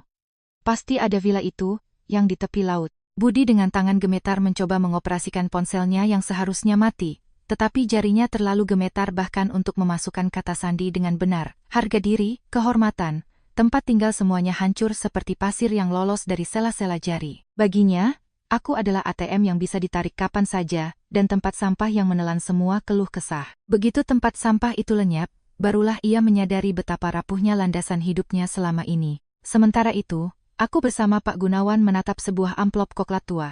Di dalamnya, ada catatan rekam medis UGD dari hari meninggalnya suamiku Pramono 10 tahun lalu. Dan riwayat transfer rekening Bank Budi pada saat itu. Ibu Retno, apakah ibu benar-benar akan mempublikasikan ini? Tanya Pak Gunawan dengan cemas dari kaca spion. Ya, Budi menyebutku biaya. Tapi dialah yang menjadikan nyawa Pramono sebagai biaya. Dosa itu tidak bisa kubiarkan ia bawa sampai ke liang lahat. 10 tahun yang lalu, Pramono mengalami serangan jantung di ruang kerjanya di rumah. Saat itu, Budi baru saja lulus kuliah dan terlilit utang. Yang menemukannya adalah Budi. Menurut catatan saat itu, ada jeda waktu 4 jam antara saat Pramono pingsan dan ambulans dipanggil. Apa yang Budi lakukan selama 4 jam itu? Riwayat transfer ini menceritakan segalanya. Ia membiarkan ayahnya yang tergeletak, membobol kata sandi dari laptop Pramono, dan memindahkan dana operasional kantor ke rekeningnya sendiri. Anak itu bilang, waktu kutemukan ayah, dia sudah dingin. Tapi hasil autopsi mengatakan bahwa jika ditangani lebih cepat, ada kemungkinan ia bisa diselamatkan. Selama ini, aku mencoba mempercayai anak itu dan mengubur kecurigaan ini dalam-dalam di lubuk hatiku. Ujung jariku gemetar samar karena marah. Tapi dengan kata-kata semalam, aku mengerti. Budi tidak menganggap orang tuanya sebagai manusia. Ia hanya menganggap kami sebagai sumber daya untuk kelangsungan hidupnya. Budi pasti tidak pernah menyangka ibu mengetahui fakta ini. Ya, justru karena itu aku akan menyajikannya pada saat yang paling kejam. Itulah satu-satunya penebusan dosa untuk Pramono. Mobil melaju di jalan pribadi menuju villa di tepi laut. Di belakang, lampu-lampu kota semakin menjauh. Budi dan Maya mungkin saat ini sedang terdesak oleh Herman dan kawan-kawannya, berdiri di ambang pintu neraka. Namun, tali penyelamat bernama kasih sayang seorang ibu yang mereka harapkan, sudah tidak ada lagi dimanapun. Tiba-tiba, ponselku bergetar singkat sekali. Sebuah email dari Dimas. Ibu, saya menemukan barang itu. Di balik dinding ruang kerja, ada jejak yang berusaha disembunyikan oleh Budi. Ini terlalu parah. Aku melihat foto yang terlampir di email dan tanpa sadar menutup mulutku. Di sana, terpampang bukti dosa lain yang disembunyikan Budi. Itu adalah fakta yang menggoyahkan dasar alasan mengapa mereka bersikeras bahwa rumah itu adalah milik mereka. Pak Gunawan, kita ubah rencananya. Besok, panggil anak-anak itu ke villa ini, sekali saja. Memanggil mereka? Padahal sudah susah payah kita singkirkan. Ya, aku akan menunjukkan harapan terakhir pada mereka. Dan membiarkan mereka merasakan momen saat harapan itu hancur berkeping-keping oleh tangan mereka sendiri. Suaraku tidak lagi ragu. Dari pengalamanku sebagai seorang pebisnis, aku tahu bahwa cara terbaik untuk menjatuhkan seseorang ke neraka adalah dengan membuatnya berpikir bisa naik, lalu mendorongnya jatuh. Itulah keputusasaan yang paling dalam. Setelah semalaman dikejar-kejar oleh Herman dan komplotannya, Budi dan Maya keesokan paginya menaiki mobil jemputan yang kukirim dengan penuh harap. Penampilan mereka sudah tidak karuan. Setelan mahal Budi kotor oleh lumpur, dan rambut ikal kebanggaan Maya acak-acakan. Ibu, di mana ibu? Ibu akan menolong kami, kan? Ibu akan membayar utangnya, kan? Di dalam mobil, Budi terus berteriak seperti orang gila. Tetapi anak buah Pak Gunawan hanya memberinya tatapan dingin dan mengabaikannya. Ketika mobil tiba di villa tepi laut, keduanya terkesima melihat kemewahannya. Apa ini? Ibu punya harta tersembunyi seperti ini? Licik sekali. Mata Maya dalam sekejap kembali memancarkan sinar keserakahan. Mas Budi, lihat, kalau kita jual ini, bukan hanya utang lunas, kita bisa hidup mewah lagi. Ternyata pada akhirnya ibu tetap bergantung pada kita. Keduanya, lupa akan posisi mereka saat ini, dengan rakus masuk ke dalam gerbang seperti hiena yang menemukan mangsa baru. Di ruang keluarga, yang menunggu mereka adalah aku, Pak Gunawan, dan Dimas dengan ekspresi tegang. Ibu, lama sekali. Kami khawatir. Cepat bayar utang pada si Herman itu. Kami sudah menderita. Budi mendekatiku dengan nada yang sama sombongnya seperti dulu. Bahkan lebih. Bu Retno, villa ini bagus sekali, ya. Mulai hari ini kami akan tinggal di sini juga. Oh, kamarnya yang paling luas, ya. Angin laut tidak baik untuk kulit, jadi tolong belikan juga pembersih udara yang mahal. Maya bahkan sudah duduk seenaknya di sofa seolah akan itu rumahnya sendiri. Aku perlahan meletakkan cangkir teh di tanganku. Syarat untuk melunasi utang sudah kusampaikan, kan, Budi, Maya? Ah, aku tahu. Aku akan melakukan apa saja. Tinggal tanda tangan dokumen, kan? Cepatlah. Budi mengulurkan tangannya dengan tidak sabar. Sebelum itu, ada yang ingin kuperlihatkan pada kalian. Aku memberi isyarat mata pada Dimas. Dimas, dengan langkah berat, meletakkan sebuah kotak kayu tua di atas meja. Mas Budi, kemarin di ruang kerja rumah itu, dari balik dinding yang paling dijaga oleh almarhum Pak Pramono, ditemukan benda ini. Apa itu, kotak butut? Sudahlah, cepat berikan uangnya. Diam dan lihat. Bentakanku yang tajam membuat Budi terlonjak dan terdiam. Dimas mengeluarkan sebuah buku harian tulisan tangan Pramono dan sepucuk amplop dari dalam kotak. Ini adalah buku harian yang ditulis almarhum Pak Pramono hingga sesaat sebelum beliau meninggal.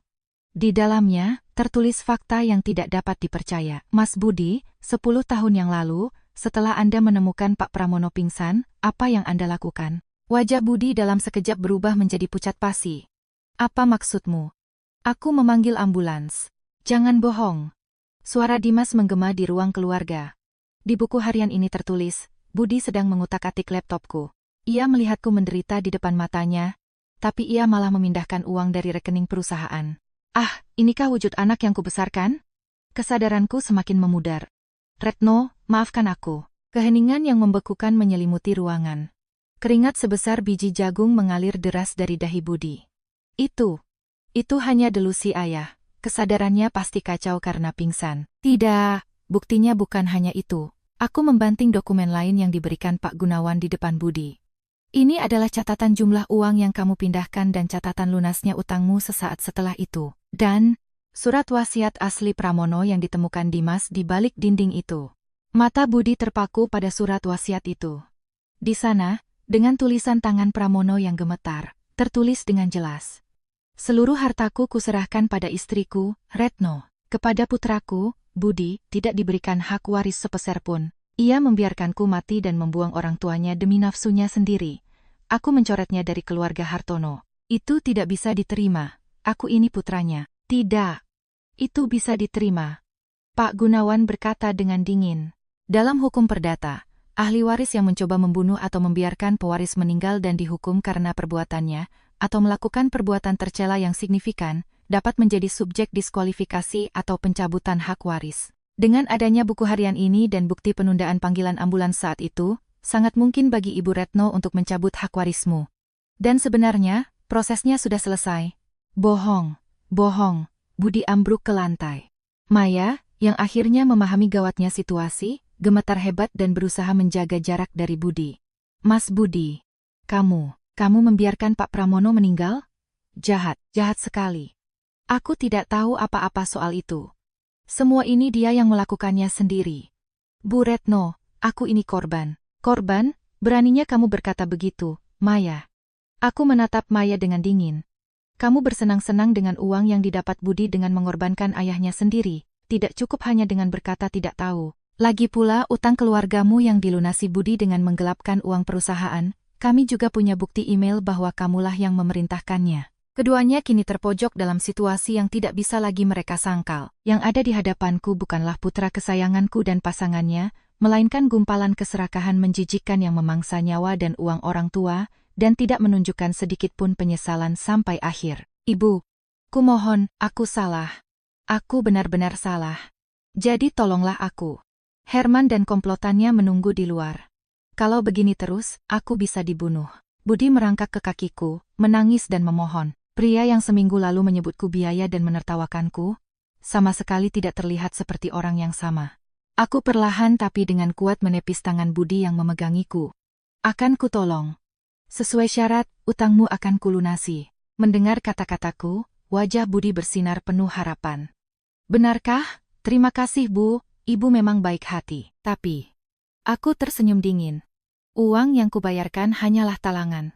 Kamu akan bekerja seumur hidup untuk membayarnya kembali di sebuah fasilitas kerja terpencil yang dikelola oleh perusahaan relasiku. Tidak ada kemewahan yang diizinkan. Kamu akan membuang kebebasan, harga diri, bahkan namamu.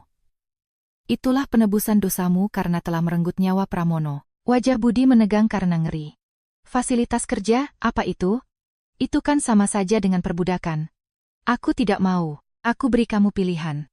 Kembali sekarang ke tempat Herman dan komplotannya, atau pergi ke neraka yang telah kusiapkan. Pilih mana? Saat itu, bel pintu villa berbunyi seperti lonceng dari neraka. Di luar, Herman dan komplotannya yang sudah tidak sabar menunggu dengan pipa besi di tangan. Setiap kali bel berbunyi, Budi dan Maya terlonjak kaget, menatap pintu depan dengan mata ketakutan. Hi, tidak mau, tolong.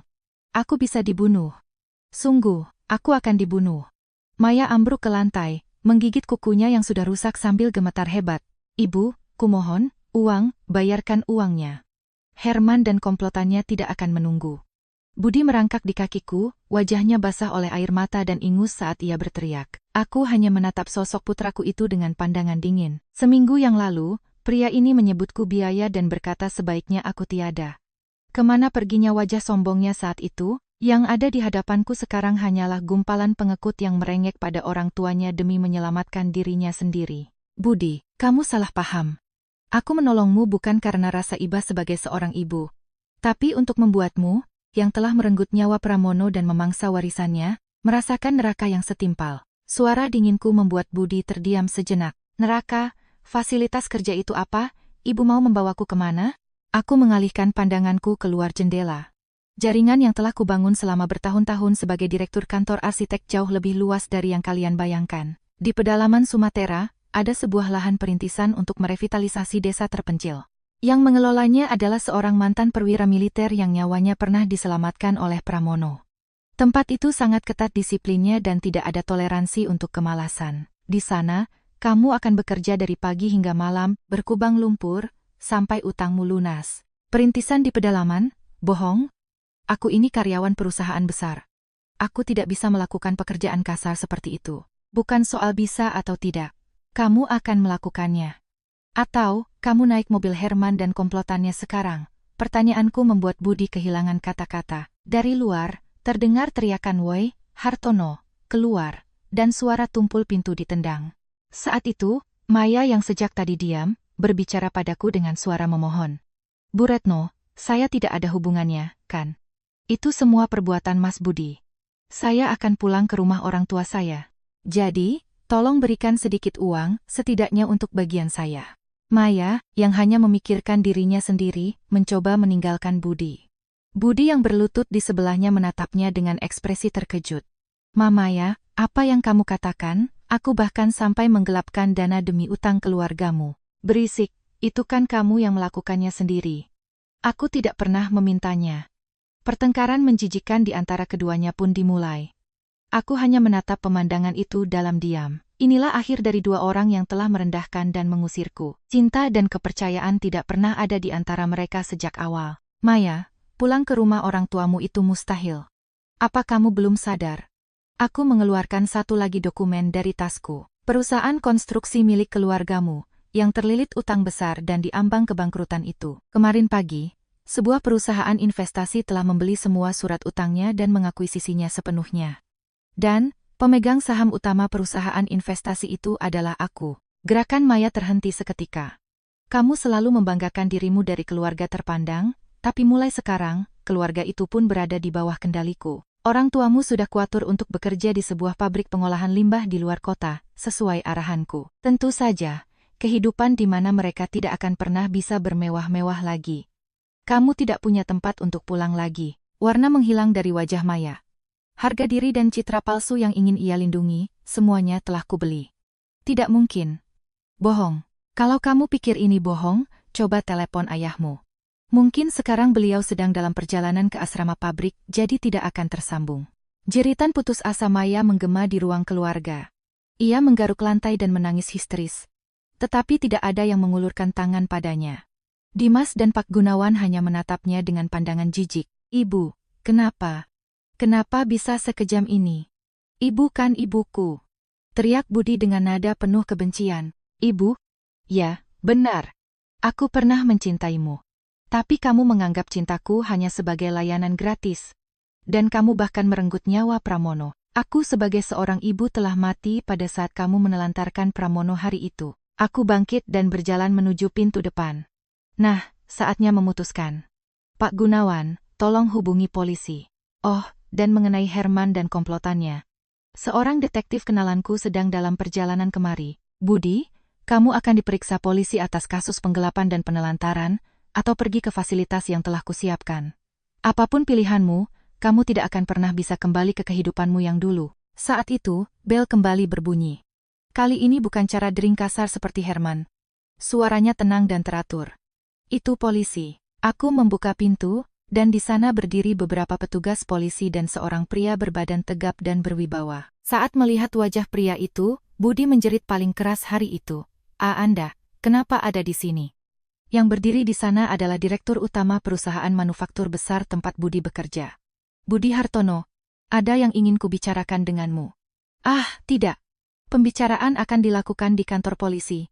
Ya, mendengar kata-kata Direktur Utama, Budi benar-benar lemas tak berdaya. Kecurangan lain di perusahaan yang selama ini ia sembunyikan rapat-rapat, ternyata bukan hanya penggelapan biasa, melainkan telah berkembang menjadi kasus pengkhianatan perusahaan berskala besar. "Bu Retno, tolong.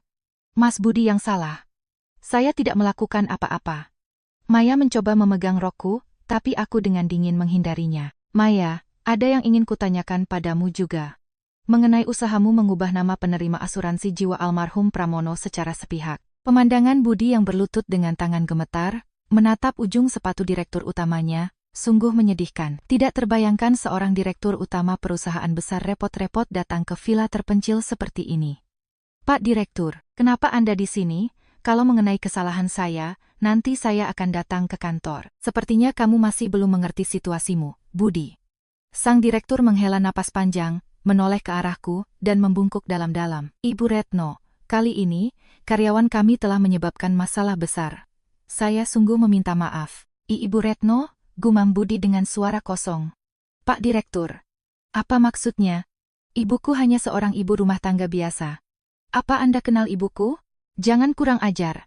Ibu Retno adalah orang yang sangat berjasa, yang bersama almarhum Pak Pramono membangun fondasi teknologi perusahaan kita di masa awal berdirinya. Bahkan saat ini, beberapa paten utama yang dimiliki perusahaan kita masih atas nama Ibu Retno. Produk andalan yang kamu jual saat ini pun tidak akan selesai tanpa nasihat dari Ibu Retno. Wajah Budi menegang karena terkejut.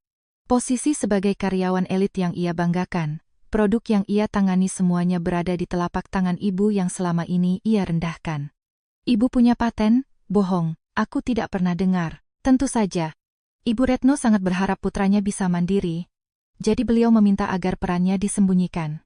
Tapi aku tidak menyangka, bukan hanya membalas kebaikan dengan air tuba, kamu bahkan menggelapkan uang perusahaan dan menindas ibumu sendiri yang sangat berjasa. Memercayai dan merekrut orang sepertimu adalah noda terbesar dalam hidupku. Kata-kata dingin sang direktur utama menghancurkan harga diri Budi berkeping-keping. Dan Maya, ada laporan penting mengenai dirimu juga. Pak Gunawan membuka sebuah berkas yang ada di pangkuanku.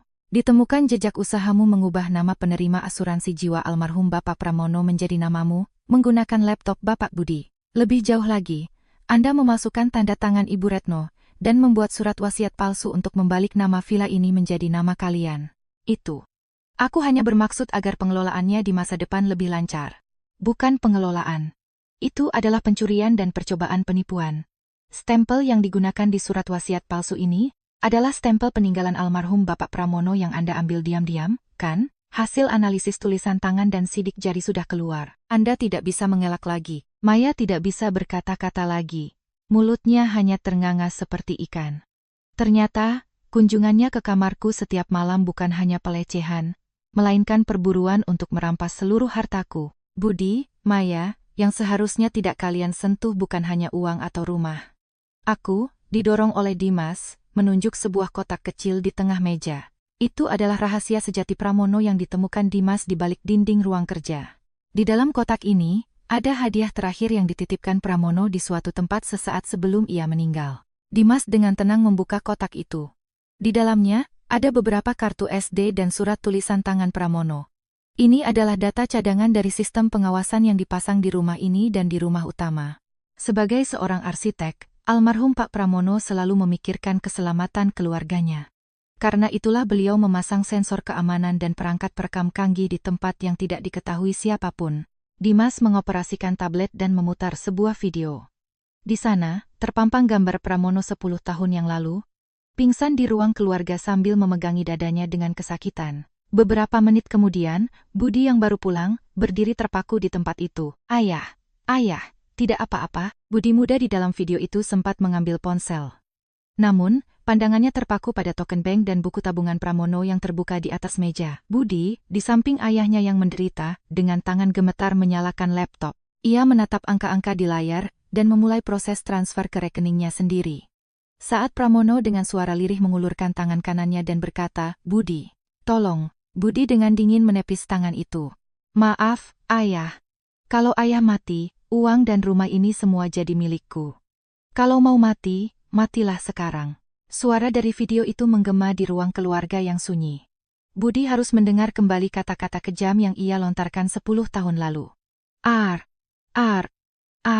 Budi menutup telinganya dan berteriak seperti orang gila. Matikan, cepat matikan. Itu rekayasa. Itu bukan aku. Rekayasa katamu? Inilah kebenaranmu.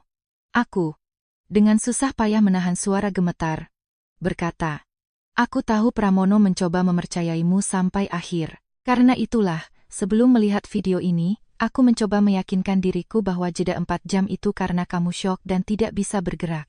Tapi kenyataannya berbeda. Kamu membiarkan ayah kandungmu mati demi melunasi utangmu. Maya juga gemetar ketakutan melihat isi video itu dan menjauh. Monster? Kamu benar-benar monster. Jangan bicara padaku. Kamu juga senang kan membeli perhiasan dan tas dengan uang ini. Keduanya, dalam situasi terpuruk, masih saling menyalahkan dan melempar tanggung jawab. Budi Hartono akan menerima hukuman pidana. Perusahaan juga telah mengajukan tuntutan, kata sang direktur utama dengan dingin. Dan Maya, mengenai utang keluargamu, surat perintah pelunasan sekaligus dari Ibu Retno akan segera tiba. Jika tidak bisa dilunasi, perusahaan dan aset keluarga kalian akan disita. Kalian tidak punya kelonggaran sepeser pun lagi. Tidak mungkin, Bu Retno. Bohong. Ibu mau membuat kami terlunta-lunta, bukankah wajar jika orang tua menolong anaknya pada akhirnya? Mendengar jeritan tak tahu malu Maya, aku dengan tenang berdiri. Wajar. Ya, jika wajar. Tapi kalian berkata padaku sebaiknya aku tiada, hanya biaya. Jadi, aku mengabulkan keinginan kalian dan melenyapkan eksistensi ibu yang baik hati dari dunia ini. Yang ada di sini sekarang adalah seorang kreditur dan istri korban yang akan memberikan balasan setimpal pada kalian. Di luar, suara mesin mobil Herman dan komplotannya yang menunggu terdengar mengancam. Sementara itu, di halaman villa, lampu merah mobil polisi terlihat mendekat. Ditangkap oleh penagih utang, ditangkap oleh polisi, atau bekerja seumur hidup di lahan perintisan terpencil yang telah kusiapkan. Nah, pilihlah. Apapun yang kalian pilih, kehidupan gemerlap yang kalian impikan, telah berakhir sepenuhnya pada saat ini juga. Aku memeluk papan nama almarhum Pramono di dadaku dan menatap mereka dengan dingin. Wajah keduanya pucat pasi karena ketakutan dan putus asa, bahkan tidak bisa lagi berkata-kata. Namun, drama pembalikan ini belum berakhir di sini. Ketika Dimas mengeluarkan sebuah kunci lain yang ia temukan dari dasar kotak, wajah Budi berubah seolah melihat akhir dunia. Kunci perak kecil yang memancarkan cahaya redup di telapak tangan Dimas. Melihatnya, mata Budi yang seharusnya sudah diliputi keputusasaan, tiba-tiba memancarkan sinar keserakahan yang menjijikkan. Ya, kunci itu. Itu dia, tempat yang ditunjuk ayah sebelum meninggal. Kunci berangkas tersembunyi di bawah lantai ruang kerja, kan? Ibu, kalau ada ini, semuanya akan beres. Budi, sambil berlutut, berusaha mendekati Dimas seperti binatang buas yang menemukan mangsa. Di rumah itu, pasti ada uang gelap ayah senilai miliaran. Arsitek kan bisa memutar uang sebanyak apapun di belakang layar. Dengan uang itu, penggelapan dana, pelunasan utang, semuanya bisa lunas dan masih ada sisa. Ibu, cepat berikan kuncinya.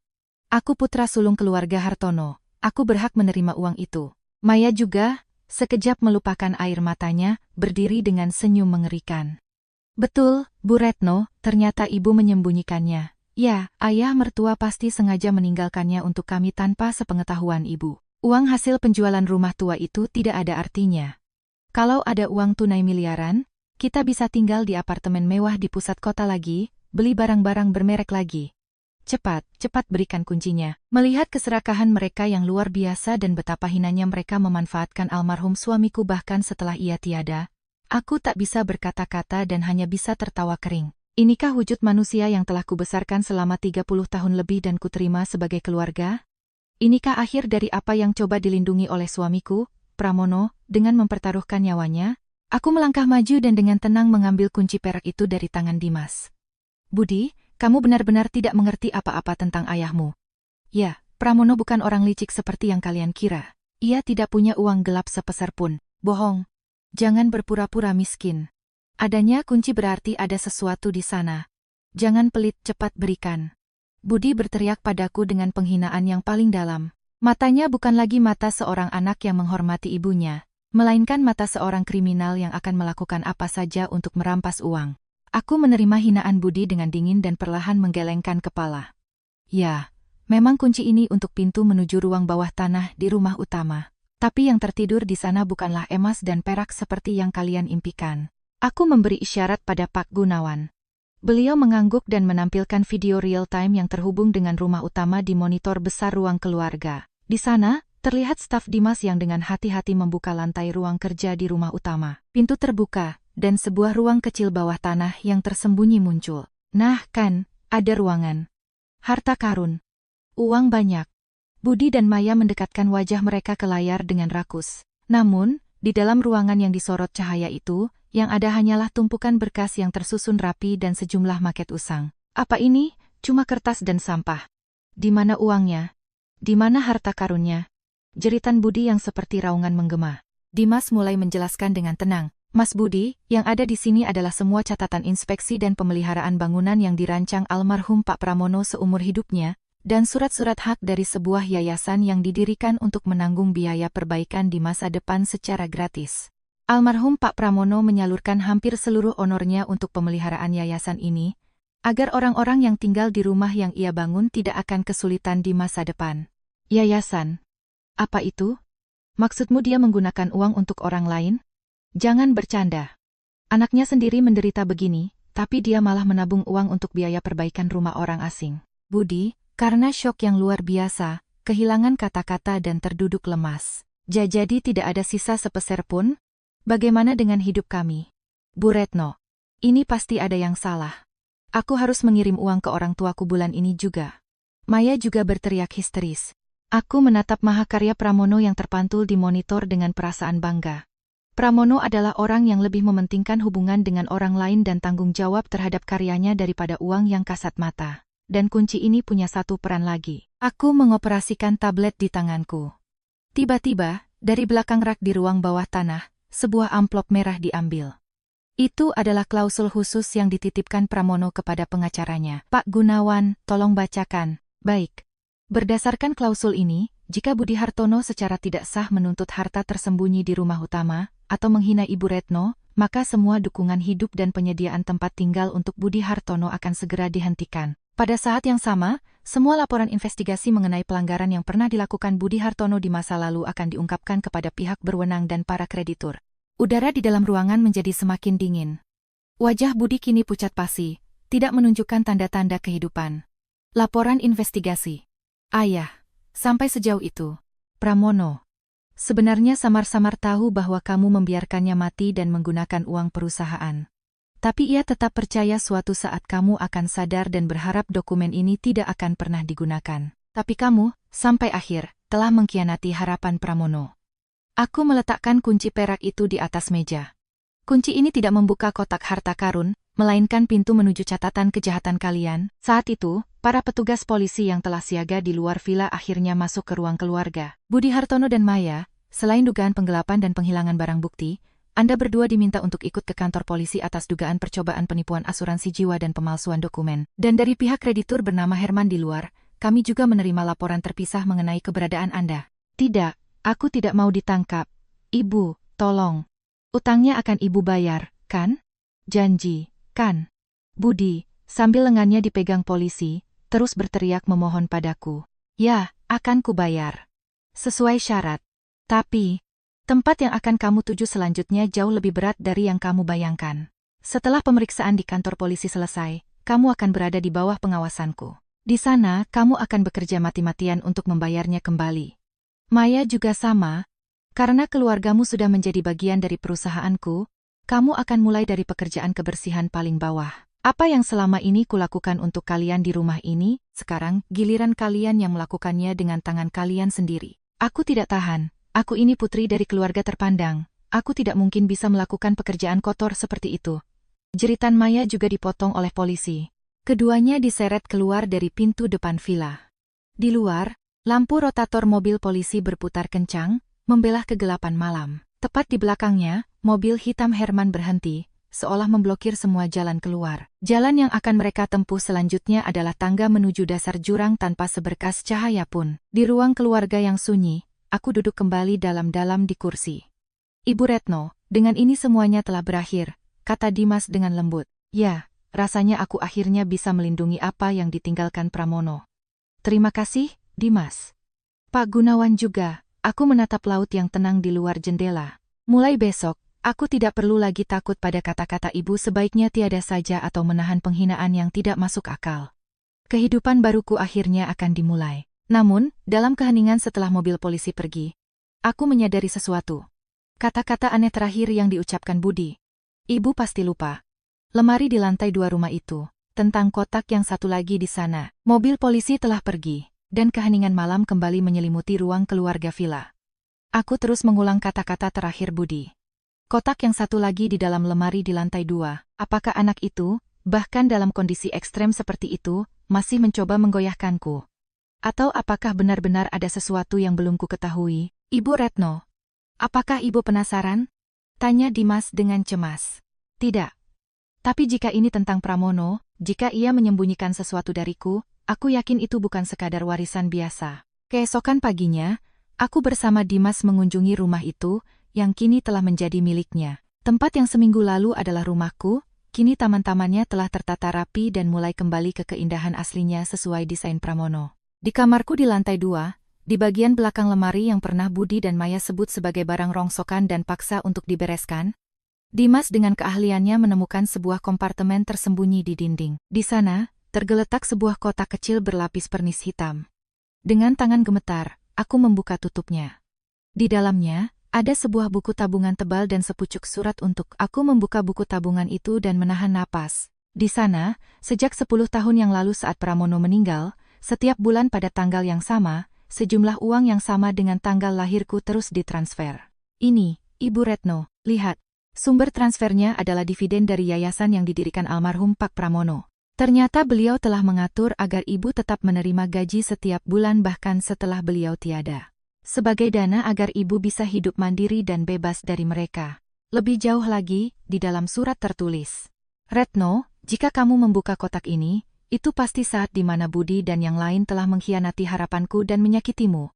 Maafkan aku, Retno, aku tahu kelemahan Budi, tetapi sebagai seorang ayah, aku tidak bisa bersikap tegas. Namun, sebagai seorang arsitek, aku membangun rumah dengan mengantisipasi skenario terburuk.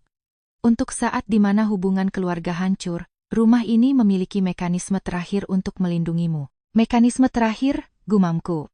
Saat itu, Dimas menemukan sebuah kartu yang terselip di halaman terakhir buku tabungan. Itu adalah kartu master dari sebuah perusahaan keamanan besar. Ibu, ini dia. Semua kamera pengawas dan catatan pembukaan brankas di rumah ini. Datanya secara real-time dikirimkan ke suatu tempat yang bekerja sama dengan almarhum Pak Pramono. Suatu tempat? Mungkinkah lembaga investigasi kepolisian? Bukan, Bu, lebih langsung dari itu. Komite Kepatuhan Perusahaan tempat Budi bekerja. Mengetahui fakta itu, aku gemetar tak terkendali. Pramono telah mengatur, jika Budi mencoba mengambil hartaku atau menindasku, buktinya akan secara otomatis terkirim ke perusahaan Budi. Penggelapan dan aliran dana tidak sah yang coba disembunyikan Budi mati-matian, ternyata sudah lama terungkap oleh sistem yang ditinggalkan Pramono ini. Budi, kamu pikir hanya kamu yang pintar, tapi ayahmu sudah melihat semuanya dari awal. Dengan langkah itu, aku ditemani Pak Gunawan menuju ruang kunjungan di kantor polisi. Di sana, duduklah Budi dan Maya yang sudah sangat lemah dan berantakan setelah semalaman diinterogasi. Ibu datang, tolong, Bu, video itu salah. Semuanya karena hasutan Maya, teriak Budi dari balik kaca akrilik. Maya juga tidak mau kalah, menatapku dengan wajah mengerikan. Bu Retno, saya tidak tahu apa-apa soal video itu. Semuanya Mas Budi yang melakukannya. Saya hanya ditipu oleh orang ini. Saya punya utang keluarga. Uang, berikan saya uang. Keduanya, bahkan di sini, masih saling menyalahkan dan meminta uang padaku. Aku berkata pada mereka dengan suara yang sangat dingin. Budi, Maya, ada yang ingin kuperlihatkan pada kalian. Aku menunjukkan surat Pramono yang kutemukan di lemari dari balik kaca akrilik. Ayahmu sudah meramalkan sejak 10 tahun yang lalu bahwa kalian akan menindasku. Dan ia telah memasang jebakan agar hidup kalian berakhir sepenuhnya begitu kalian mencoba mengusirku dengan menyebutku biaya. Budi, sekarang aku mengerti kenapa direktur utama perusahaanmu datang ke villa itu. Data bukti yang dititipkan ayahmu, dipicu oleh ucapan kasarmu yang terakhir, secara otomatis terkirim ke kantor pusat. Sebelum aku memanggil polisi, perusahaan sudah memegang bukti penggelapan dan pengkhianatanmu. Kamu tidak kalah dariku. Kamu kalah dari ayahmu yang terus mengawasimu. Wajah Budi berubah karena putus asa. Ayah yang sudah mati. Yang melakukan ini padaku. Ya, ayahmu mencintaimu, karena itulah ia memutuskan untuk mengakhiri segalanya agar kamu tidak menumpuk dosa lebih banyak lagi. Dan Maya, aku bilang keluargamu sudah masuk dalam kendali perusahaanku, kan? Sayang sekali, orang tuamu, muak dengan semua kelakuanmu, telah setuju untuk memutuskan hubungan denganmu. Mereka sekarang bekerja dengan serius di tempat yang telah kusiapkan untuk menebus dosa mereka. Tidak ada seorang pun di dunia ini yang akan menolongmu. Maya ambruk tak berdaya. Bohong, aku seharusnya orang terpilih. Terpilih? Ya, benar, kalian terpilih. Kalian memilih untuk membuang harta paling berharga bernama keluarga demi keserakahan kalian sendiri. Selamat tinggal, Budi. Selamat tinggal, Maya. Ini adalah belas kasihan terakhir dan satu-satunya dariku untuk kalian. Aku meninggalkan ruang kunjungan dengan diiringi jeritan mereka berdua. Tunggu, Bu, Retno, jangan pergi. Tolong, suara Budi menggema di koridor, tetapi tidak lagi menimbulkan riak di hatiku. Saat keluar dari kantor polisi, langit biru cerah terhampar di hadapanku. Dimas sudah menunggu dengan mobilku. Ibu Retno, dengan ini, semua benar-benar telah selesai. Ya, aku akhirnya bisa menerima cinta terakhir dari Pramono. Ia telah menyiapkan segalanya agar aku bisa hidup dengan tersenyum bahkan setelah sendirian. Aku dengan lembut mengelus buku tabungan di dalam tasku. Di sana, terukir dana kebebasan yang sangat besar yang ditinggalkan Pramono untukku. Tapi itu bukanlah harta terbesarku. Harta terbesarku adalah cinta mendalam suamiku yang selalu memprioritaskan kebahagiaanku, dan momen saat aku bisa menyadari cinta itu. Dimas, ubahlah rumah itu menjadi tempat di mana orang-orang paling hangat di dunia berkumpul. Agar rumah yang dirancang Pramono itu tidak akan pernah lagi dipenuhi oleh niat jahat yang dingin. Baik, Bu. Saya akan mewarisi jiwa Pak Pramono dan menciptakan arsitektur terbaik. Mobil mulai melaju menuju villa di tepi laut. Jalan neraka yang akan ditempuh Budi dan Maya, hari-hari panjang di penjara, dan kerja paksa di perusahaan relasiku setelah bebas. Balasan itu tidak akan berakhir sampai mereka benar-benar memahami beratnya dosa mereka. Itulah akhir yang memuaskan sampai tuntas atas semua kejahatan yang ditimpakan padaku. Namun, ceritaku tidak berakhir di sini.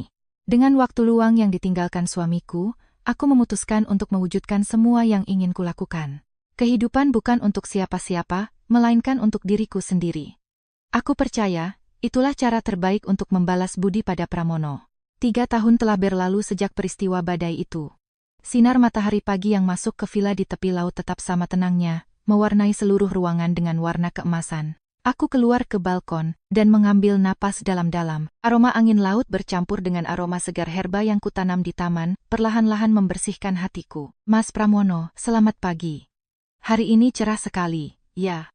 Menyapa foto suamiku yang terpajang di ruang keluarga telah menjadi rutinitas baruku. Pramono di dalam foto, dengan senyum sedikit malu yang sama seperti 30 tahun lalu, terus mengawasiku. 3 tahun lalu, aku bersama Dimas mengubah lahan tempat rumah utama itu berdiri menjadi bentuk baru. Rumah lama dibongkar, dan kini di sana berdiri sebuah bangunan kecil bernama Rumah Komunitas Arsitektur Hartono. Tempat itu menjadi basis bagi arsitek-arsitek muda yang mewarisi pemikiran desain Pramono, sekaligus menjadi rumah kedua bagi anak-anak yang kehilangan orang tua atau tidak beruntung dengan lingkungan keluarga mereka. Di sana, beberapa kali seminggu, aku mengajari anak-anak memasak masakan sederhana atau menjadi tempat mereka curhat. Masakan Nenek Retno paling enak sedunia. Melihat wajah anak-anak yang tertawa saat mengatakan itu, aku merasa cinta yang pernah kucurahkan pada Budi tidaklah sia-sia. Cinta, meskipun ditolak oleh penerimanya, akan terus berputar dan menjadi percikan api yang menghangatkan hati orang lain. Suatu hari, sepucuk surat datang untukku.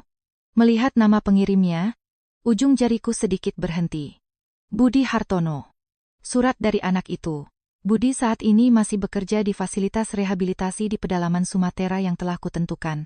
Kehidupan di sana jauh dari kemewahan yang pernah ia nikmati, sebuah kehidupan swasembada di mana ia menanam sendiri apa yang akan ia makan. Dengan tangan gemetar, aku membuka amplop itu.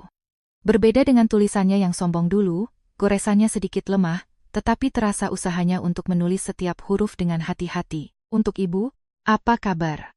Maaf tiba-tiba menulis surat. Sudah 3 tahun sejak aku datang ke sini. Awalnya, aku hanya menyalahkan Ibu. Kenapa mengirimku ke neraka ini? Kenapa sebagai orang tua tidak menolongku? Aku menangis dan memukul dinding setiap hari. Tapi setelah setahun, 2 tahun berlalu, saat aku melihat ujung jariku semakin mengeras karena bekerja di lumpur setiap hari, aku tiba-tiba berpikir, tangan Ibu yang kukatakan hidupnya hanya memakan biaya selalu kasar seperti ini. Bahkan di musim dingin, Ibu bekerja dengan air, membuatkan makanan hangat untukku, mencucikan pakaian yang kulempar sembarangan.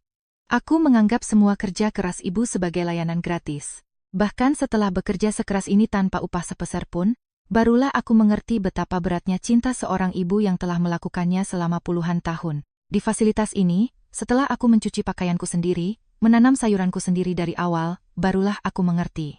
Ibu, maafkan aku. Aku adalah putra yang paling buruk.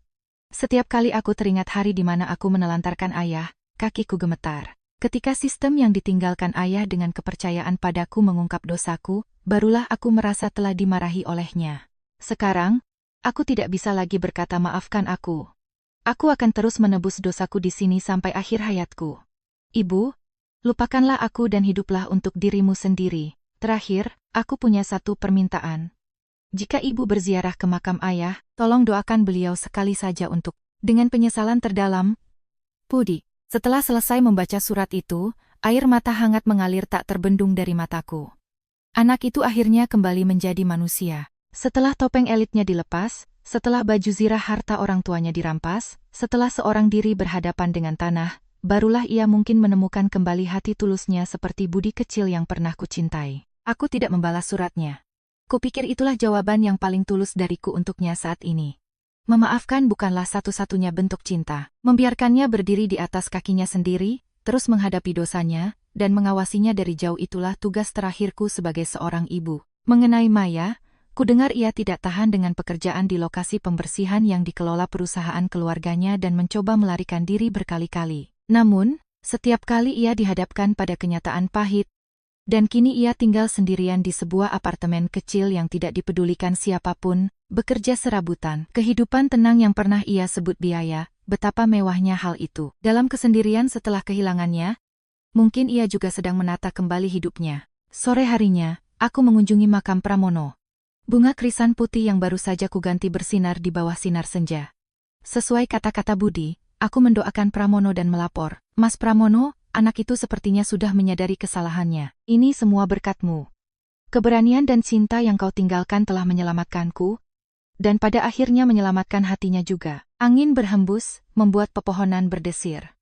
Seolah-olah Pramono berkata dengan lembut, "Kamu sudah bekerja keras, Retno." Aku tersenyum. Kini, di sekelilingku ada Dimas, seorang penerus yang luar biasa, Pak Gunawan sebagai sahabat yang bisa diandalkan, dan anak-anak yang riang di rumah komunitas. Keluarga baru yang melampaui ikatan darah, aku tidak lagi sendirian. Keputusasaan yang kurasakan malam itu di koridor gelap saat dikatakan sebaiknya tiada saja. Justru karena rasa sakit itulah, aku yang sekarang bisa benar-benar bebas. Yang hilang memang besar, tetapi yang kudapatkan jauh lebih berharga. Aku menatap laut dari atas bukit. Di seberang cakrawala yang tak berujung, hari esok yang belum pernah kulihat menanti. Dalam sisa hidupku, aku akan melangkah dengan hati-hati, demi diriku sendiri, dan demi dunia yang dicintai Pramono ini. "Nenek, boleh ikut masak makan malam hari ini?" Suara ceria anak-anak dari rumah komunitas terdengar. "Tentu saja, sayang. Hari ini kita buat bistik yang paling enak, ya." Aku menengadah ke langit dan menjawab dengan senyum terlebar. Kehidupan baruku baru saja dimulai.